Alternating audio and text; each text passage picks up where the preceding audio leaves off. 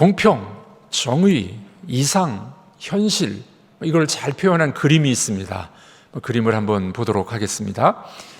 자, 이 야구장의 그림인데 맨 왼쪽에 있는 그림은 이상적인 그림입니다. 돈 내고 들어가서 보라는 거죠. 예, 이상적인 그림. 두 번째 그림은 현실의 모습을 보여줍니다. 키가 큰 사람인데 상자 높이 올라가서 봅니다. 이 땅의 현실을 보면 그러죠. 금수저, 돈 많은 사람, 더 많은 것들을 가지고 있어가지고 더 높은 자리에 올라가고, 이 키가 작은 꼬마를 보십시오. 상자가 없어요. 볼 수가 없습니다. 세 번째 그림은 공평. 공평도 중요한데 이 세상은 공평하기만 하면 안 된다는 겁니다. 키가 큰 애나 작은 애나 똑같이 상자 하나씩을 주었습니다. 큰 애는 잘 보고 중간에도 잘 보는데 이 키 작은 아이는 공평하게 나눠줬지만 볼 수가 없습니다. 자, 맨 오른쪽에 있는 그림을 공정, 그렇게 이야기합니다. 하나님의 방식은 맨 오른쪽에 있는 공정의 방식입니다. 키 커서 잘 보는 사람은 안 줘도 돼요? 보통 키는 하나만 주면 됩니다. 키가 작은 아이는 상자를 2개를 올려줘야 볼 수가 있습니다. 자, 그러니까 세상의 방식과 하나님의 방식이 참 많이 다르다 하는 것을 우리는 보게 됩니다. 유스티티아라는 여신이 있어요. 그리스의 여신 중에 하나인데 이게 만들어낸 거죠. 로마의 신화에 나오는 이름인데 정의의 여신 유스티티아라고 이야기합니다. 이 정의의 여신은 좀 신참이에요. 원래 그리스의 여신들은 좀 오래된 이야기인데 이 유스티티아는 초대 황제 아우구스티누스가 만들어낸 그런 이 신이 됩니다. 이 정의의 여신은 그 이후로 로마 황제들이 주로 애용하는 신이 됩니다. 로마에는 주화가 있었죠. 동전이 있었는데 동전 앞면에는 황제의 화상 얼굴이 들어가고 뒷면에는 이 정의의 여신의 화상이 들어가서 이 로마 황제들이 자기의 정치를 그렇게 대변하는 거예요. 나는 정의롭게 통치한다. 이런 것들을 보여주기 위해서 이 정의의 여신 유스티티아를 이 주화에 그려놓곤 했었습니다. 원래 이 정의의 여신은 눈을 가리고 있지 않았었습니다. 여러분 혹시 그림을 보신 적이 있을지 모르겠는데 이 정의의 여신이 눈을 가리고 있어요, 지금은. 근데 예전에 초창기에는 없었답니다. 그러다가 16세기 이후에 눈을 가린 모습으로 등장하게 됩니다. 여기는 이제 풍자적인 의미가 있어요. 풍자적 의미. 이 정의의 여신인데 눈앞에 있는 정의를 보지 못한다는 거예요. 여러분들 재판정 판결을 내리는데 보면은 불이하게 판결이 내리는 경우들, 억울한 판결들이 있지 않겠습니까? 그러다 보니까 이제 이 눈을 가린 여신이 제대로 앞을 보지 못한다. 그런 이제 해학이 펼쳐지기 시작을 했습니다. 이 정의의 여신상을 보면은 한쪽 손에는 저울이 들어있고 한쪽 손에 칼이 있습니다. 그 의미는 뭐냐면은 판결을 정의롭게 하고 불의한 사람은 칼로 치겠다. 쾌도 남마. 그런 의미가 담겨져 있는 것이 정의의 여신입니다. 우리나라 대법원에도 가면은 이 유스티티아 상이 있습니다. 이 원래는 이렇게 서 있는 상인데 우리나라는 앉아 있는 여신상을 보게 됩니다. 또 뿐만 아니라 우리나라 여신상을 보면 이 눈을 뜨고 있어요. 네, 눈을 뜨고 있어요. 그리고 이 칼 대신에 법전을 손에 들고 있습니다. 한간에는 이런 이제 풍자적인 의미가 담겨져 있는데 우리나라 대법원에 서 있는 여신상은 이 법전이 아니라 힘이 있는 사람들의 이름이 적혀 있대요. 돈 많은 사람들의 이름이 적혀 있대요. 그래서 우리나라 이 판결이 좀 잘못됐을 때 그런 이야기를 합니다. 도대체 이 정의의 여신은 누구의 편이냐? 이렇게까지 풍자되는 이야기가 흘러나오고 있습니다. 사실 여러분들 정의라는 것을 정의하기가 참 쉽지 않습니다. 고대 철학자, 그리스 철학자였던 아리스토텔레스는 이렇게 정의를 내립니다. 정의란 자격 있는 사람들에게 마땅히 받아야 할 몫을 주는 것, 이게 정의다. 그렇죠. 마땅히 받을 수 있는 사람에게 마땅히 주는 게 정의입니다. 2010년 이후로 이 하버드 대학의 마이클 샌델 교수가 아주 유명한 책을 적고 강의를 했죠. 정의란 무엇인가 라는 책입니다. 여기 보면은 이렇게 정의를 정의 내립니다. 정의로운 사회는 소득과 부, 의무와 권리, 권력과 기회, 공직과 명예 등을 각각 자격 있는 사람들에게 주는 것이 정의이다. 네. 그런 사회가 되면 얼마나 좋겠습니까? 그래서 이 아리스토텔레스는 이 사회에 정의가 없다는 것을 이렇게 이야기했습니다. 평등과 정의를 추구하는 사람들은 늘 약자다. 힘센 사람, 권력 잡은 사람들은 이것도 아무것도 거들떠보지 않는다. 맞는 말이죠? 늘 공정과 정의를 이야기하는 사람들이 힘없는 사람들이에요. 우리를 공정하게, 정의롭게 대우해 주세요. 힘세고 권력 잡은 사람들은 어떻게 됩니까? 별 관심을 안 갖는다는 거예요. 이게 사회의 정의의 모습이 되는 것입니다. 여러분들, 야생 정글의 법칙은 뭡니까? 이 힘센 동물들이 약한 동물을 잡아먹는 거예요. 이 정글의 법칙이에요. 정글의 법칙. 세상과 또 정글에서는 힘센 사람이 이 약한 사람을 잡아먹고 공정과 정의가 없는 게 이 세상의 모습 아니겠습니까?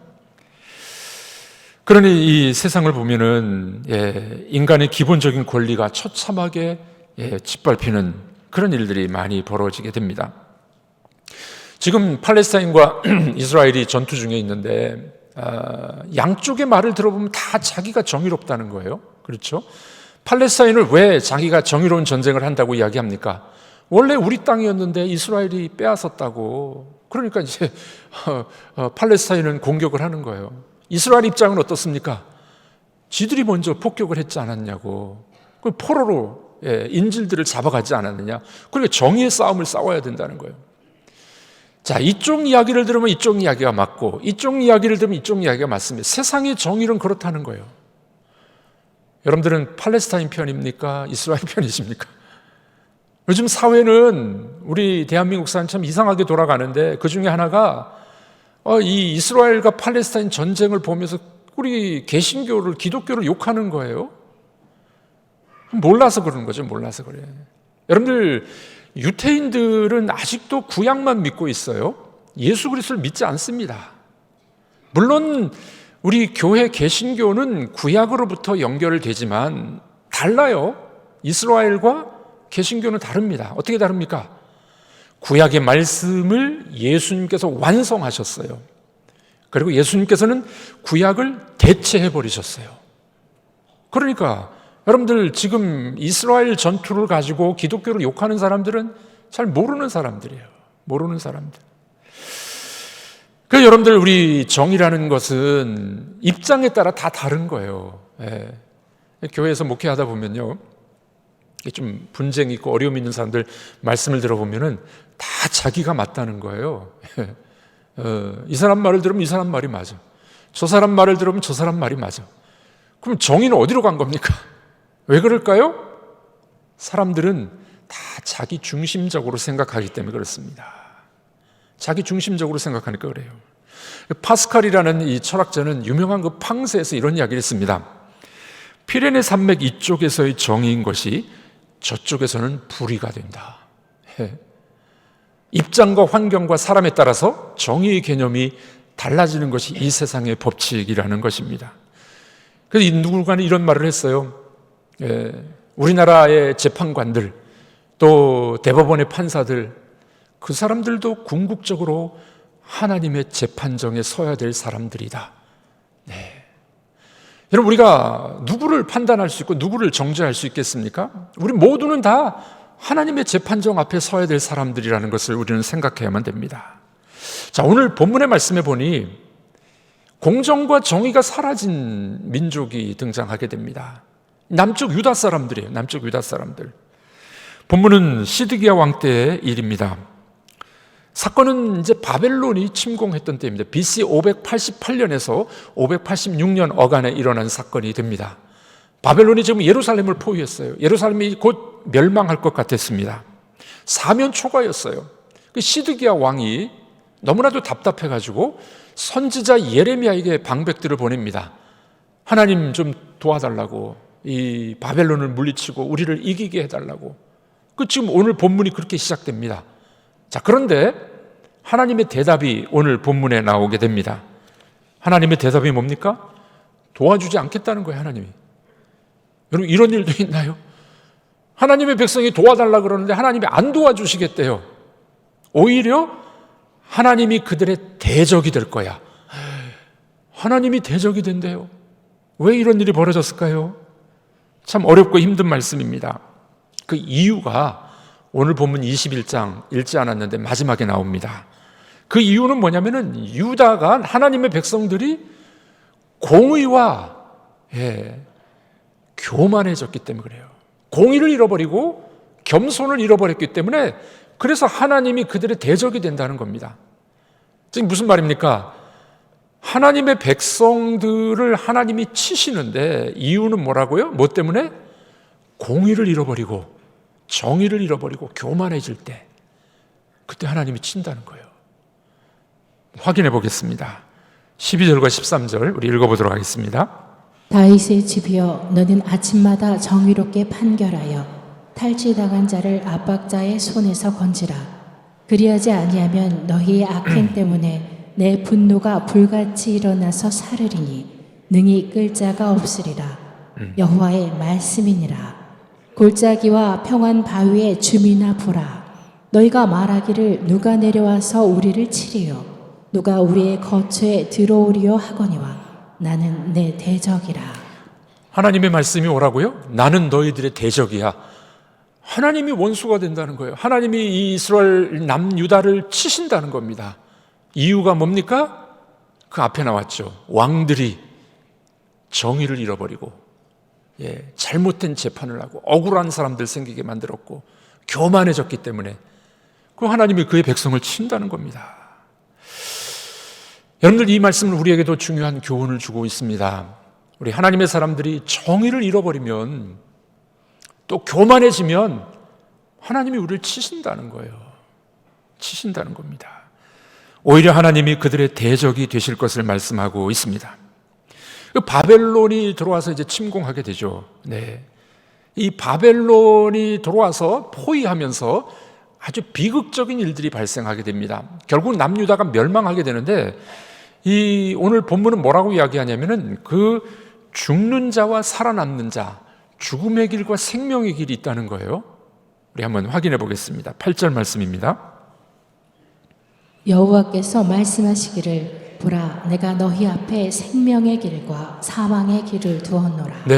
생명의 길과 사망의 길을 두었대요. 사망의 길은 뭐냐면은 바벨론 포로 포위되어서 성 안에 갇혀 있는 겁니다. 그래서 전염병이 돌고 칼로 서러치고 기근이 닥치게 된다는 거예요. 이 사망의 길입니다. 사망의 길. 놀라운 사실은요, 이 성경도 말하고 역사 기록에 나오게 되는데, 이 바벨론이 이 포위해가지고 오래도록 포위를 합니다. 예루살렘은 해발 한 800m 고지에 있어요. 쉽게 이 공략을 못하는 거죠. 오래도록 포위를 해요. 먹을 게 떨어집니다. 기근으로. 먹을 게 없어서 뭘 먹는 줄 아십니까? 자기 아들을 잡아먹어요. 인간이 타락하고 교만하고 하나님의 정의를 잃어버리면요, 징계를 받는데 먹을 게 없어가지고 나중에 자기 자식을 잡아먹는 사건이 발생하게 됩니다. 사망의 길이요, 사망의 길. 또 한 길은 하나님이 생명의 길을 주시겠대요. 오늘 본문에 생명의 길을 주리라. 생명의 길이 뭐냐면은 이 기근과 어려움에서 살아남은 사람들, 이 살아남은 사람들은 바벨론 포로로 잡혀가는 거예요. 포로로 잡혀가는 게 생명의 길이라는 겁니다. 이상하죠? 교회 왔더니 예수 믿고 복 받고 건강하게 될 줄 알았더니 망한다고 이야기하고 있습니다. 오늘 본문은 뭐라고 이야기하냐면 망하는 길이 살 길이래요. 이 남유다가 망합니다. 결국 망하고 난 다음에 바벨론 포로에 70년 동안 포로 생활을 해요. 거기서 연단을 받습니다. 훈련을 받습니다. 그리고 바벨론 포로에서 돌아옵니다. 그들이 달라진 모습으로 돌아오는 거죠. 여러분들, 하나님께서는 괜히 징계하지 않습니다. 하나님의 징계는 뭐라고요? 훈련, 연단, 새로운 사람으로 빚어주기 위함이라는 겁니다. 그래서 오늘 본문은 뭐라고 이야기하냐면 망하는 길이 살 길이래요. 망해야 산대요. 와, 오늘 교회 잘못 왔네. 자, 우리 한번 따라해 보겠습니다. 망해야 삽니다. 뭐가 망해야 될까요? 내 옛 자아가 망해야 됩니다.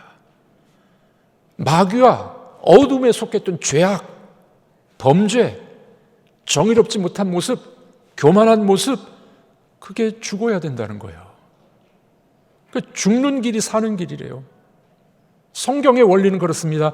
네가 죽어야 살아. 한번 따라해 보겠습니다. 내가 죽어야 됩니다. 우리 인간사에 있어서 많은 어려움이 뭐냐면요, 내가 살아있어서 그래요. 자존심이 살아있고, 나를 이렇게 억울하게 하고, 가족관계 속에서도 힘든 건 뭐냐면 특히 부부관계도 그러잖아요. 이 자아가 죽질 않아가지고, 아내하고 싸워서 이길 게 뭐가 있겠습니까? 남편들 이겨봐야 뭐가 좋은가요? 남편하고 싸워가지고 이기는 게 뭐가 좋습니까? 성경은 뭐라 그래요? 네가 죽어야 돼. 다시 한번 격려하겠습니다. 내가 죽겠습니다. 내가 죽겠습니다. 생명의 길이 뭐냐? 망하는 거래요. 오늘 본문은 그 바벨론의 포로로 잡혀가서 망하는 겁니다. 그러나 하나님이 그들을 가만두시지 않습니다. 훈련시킵니다. 연단시켜서 새로운 사람으로 만들어주시는 거예요. 우리 예수님을 믿는다는 건 그겁니다. 내 옛자가 죽는 거, 옛사람이 죽는 겁니다. 십자가에 못 박혀서 예수 그리스도와 함께 죽음에 다시 부활의 역사가 일어나는 겁니다. 그러므로 우리는 옛사람이 망해야 됩니다. 나의 고집과 아집과 교만이 죽어야 됩니다. 그때 하나님의 역사가 일어나게 된다는 것입니다. 지금 남유다가 망하게 되는 것은 바로 그 이유 때문에요. 하나님의 정의를 잃어버리고 사랑을 잃어버리고 교만하게 빠져서, 그래서 망해야 산다는 겁니다. 망해야 산다는 거예요. 성경에서는 이 백성들이 징계를 받는 것을 또 이렇게 표현합니다. 하나님이 얼굴을 바꾸셨다는 거예요. 하나님이 얼굴에 빛을 비춰줌이 은혜인데 하나님이 얼굴을 돌리셨다는 거예요. 이게 이제 징계입니다. 징계. 여러분, 성경에서는 하나님이 얼굴을 우리들에게 비춰주심을 축복이라고 말을 하죠. 민수기 6장입니다. 우리 한번 읽어보도록 하겠습니다. 여호와는 내게 복을 주시고 너를 지키시기를 원하며 여호와는 그의 얼굴을 내게 비추사 은혜 베푸시기를 원하며 여호와는 그 얼굴을 내게로 향하여 드사 평강 주시기를 원하노라. 그렇죠? 하나님이 얼굴을 내게 비추사 은혜 베푸시기를 원합니다. 하나님의 얼굴빛이 우리를 향하게 될 때 이것이 은혜이고 축복인 거죠. 그런데 하나님이 얼굴을 돌리실 때가 있대요. 우리를 버리는 것처럼. 언제 그렇다고요? 범죄하고 교만하고 정의를 상실했을 때 하나님이 얼굴을 돌리신다는 겁니다. 성자 아우구스티누스라는 분 들어보셨죠? 어거스틴. 이 어거스틴이 이런 예를 들어봤어요. 만약 이렇게 상상해 보십시오. 하나님이 여러분들에게 돈도 주시고 건강도 주시고 명예도 주셨고 가정도 평화를 주시고 다 주셨다는 거예요. 다 주셨다는 거예요. 그런데 한 가지, 하나님의 얼굴을 돌려버리셨다. 그게 천국일까요? 여러분, 천국에 갔는데 뭐 좋은 게 다 있어요. 근데 하나님이 안 계셔. 그게 천국입니까? 천국은 이 자리에도 임할 수 있습니다. 하나님이 여러분들과 함께 계시고 하나님의 얼굴 빛을 비춰주심이 천국이에요. 하나님이 얼굴을 돌리실 때가 있다는 겁니다. 온 천하를 가지고도 하나님의 얼굴 빛을 못 본다면 그게 징계라는 겁니다. 꼬마가 엄마가 화장하는 걸 유심히 쳐다봤어요. 엄마가 막 콜드 크림 바르고 뭐 이렇게 열심히 화장을 하고 있었습니다. 엄마에게 물어보면 엄마 왜 그걸 바르냐고. 예뻐지려고 그러는 거야. 예뻐지려고. 얼굴이 예뻐지려고. 근데 엄마가 잠시 티슈를 가지고 막 닦아내는 거예요. 콜드 크림을 닦아내는 거예요. 엄마 왜 닦아내세요? 꼬마가 이제 답을 얻었습니다. 예뻐지는 걸 포기했군요. 여러분, 우리 얼굴은 그 사람의 인격을 말합니다. 얼굴을 보면 그 사람을 알 수 있어요. 하나님의 얼굴빛을 우리에게 비춰주신다는 건 하나님을 우리에게 주신다는 말씀이에요. 그런데 공의와 겸손을 잃어버리면 하나님 얼굴을 돌리신다는 겁니다. 영화 감독인 우디 앨런은 이런 이야기 했습니다. 인생의 90%는 얼굴 도장을 찍는 것이다. 이렇게 말할 수 있습니다. 인생의 100%는 하나님이 우리에게 얼굴을 비춰주시는 거예요. 하나님의 은혜를 비춰주는 겁니다. 자, 그런데 하나님이 얼굴을 돌리신다면 인간에게는 이것은 비극이라는 것입니다. 여러분, 하나님의 얼굴이 어디 나오냐면은 야곱이 이 도망을 갈 때 형 에서를 피해서 도망가잖아요. 그런데 이제 들녘에서 잠을 자다가 하나님을 만나게 돼요. 꿈속에서 만납니다. 그 장소를 뭐라고 명명합니까? 브니엘이라고 해요. 브니엘. 엘은 하나님을 뜻해요. 브니는 얼굴입니다. 하나님의 얼굴을 봤다는 거예요. 하나님의 은혜를 경험했다는 겁니다. 창세기 32장인데 우리 읽어보겠습니다.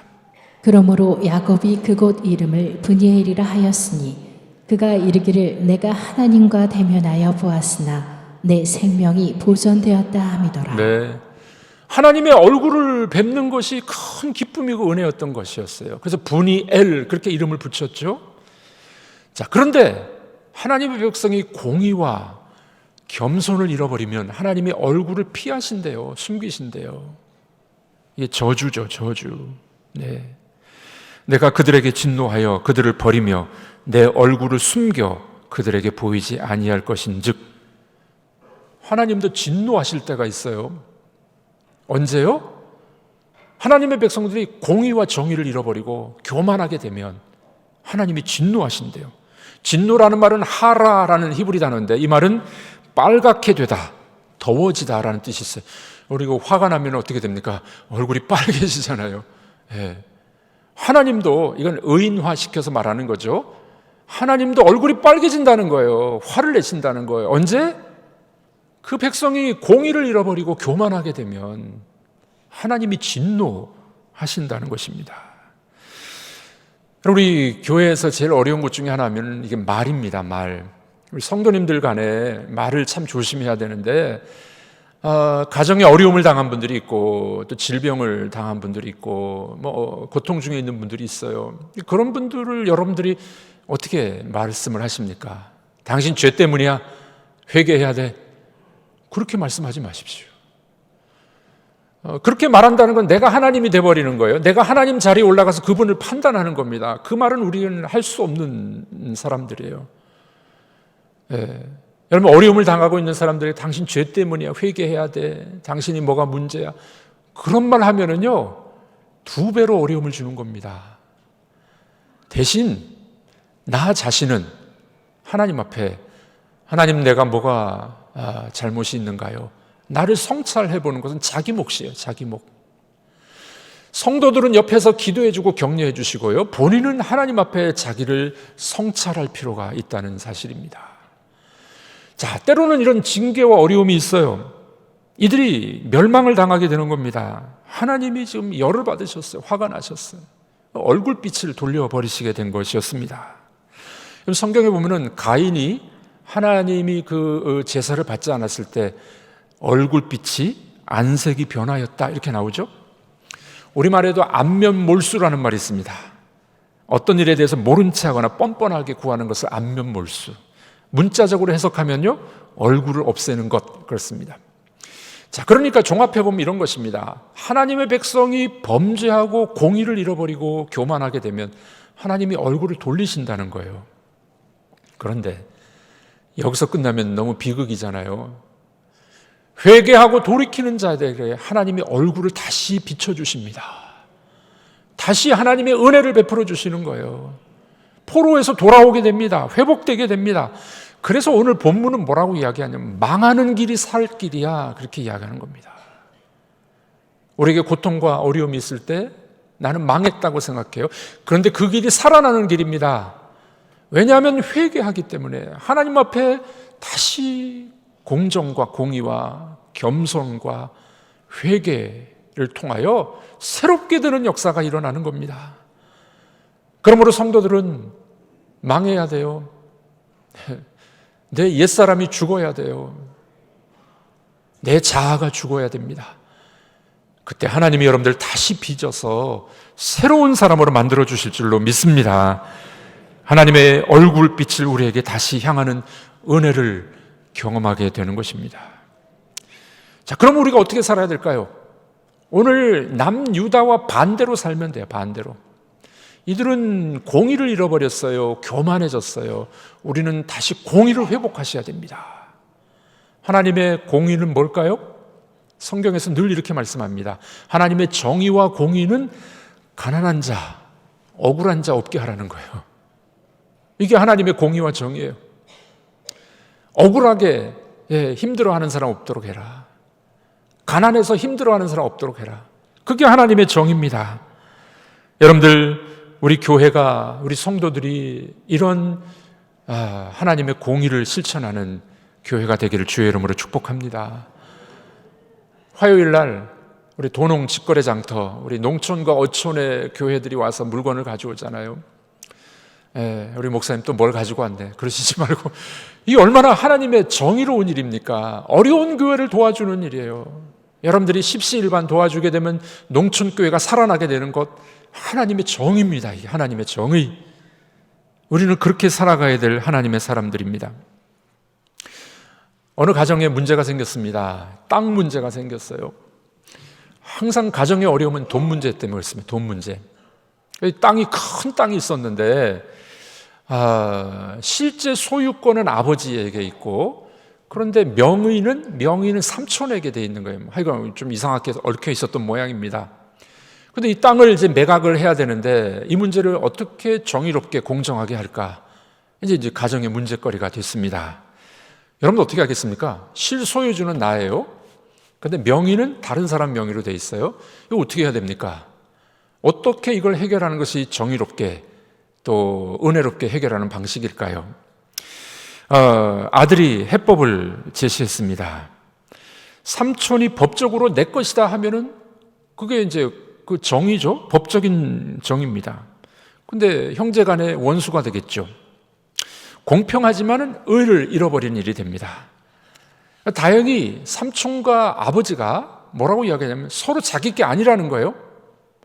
뭐 이런 사람들도 있네요. 이런 사람, 우리 성도들 가정에 보면 어려움이 이런 거예요. 항상 내 거라고 서로 싸우게. 이게 어려움입니다. 그래서 이제 이 아들이 해법을 내놨습니다. 그럼 이렇게 합시다. 이 땅을 팔아서 반절은 삼촌, 반절은 아버지가 가지십시오. 그랬더니 이분들이 서로 그렇게 하겠다는 거예요. 좋다고. 땅을 팔았습니다. 삼촌 50%, 아버지 50% 됐습니다. 근데 또 문제가 있네요. 아버지가 또 유산을 줘야 되잖아요. 아들, 딸 3명이 있었는데, 그래서 아버지는 다 니들 가지라는 거예요. 자녀들은 아버지 가지시라고. 참 좋은 가정이죠. 또 아들이 해법을 내놨습니다. 그럼 이렇게 합시다. 이 아버지 어머니의 노후를 위해서 이 반절은 아버지 어머니 저금을 들어놓으시고 나머지 반절은 세 남매가 나눠 갖겠다는 거예요. 근데 세 남매가 나눠 갔는데 아버지 어머니 나중에 병들 것을 예상해서 그 중에 또 반절을 저축을 해놓겠다는 겁니다. 그러니까 아들 딸들은 조금 받은 거죠. 조금.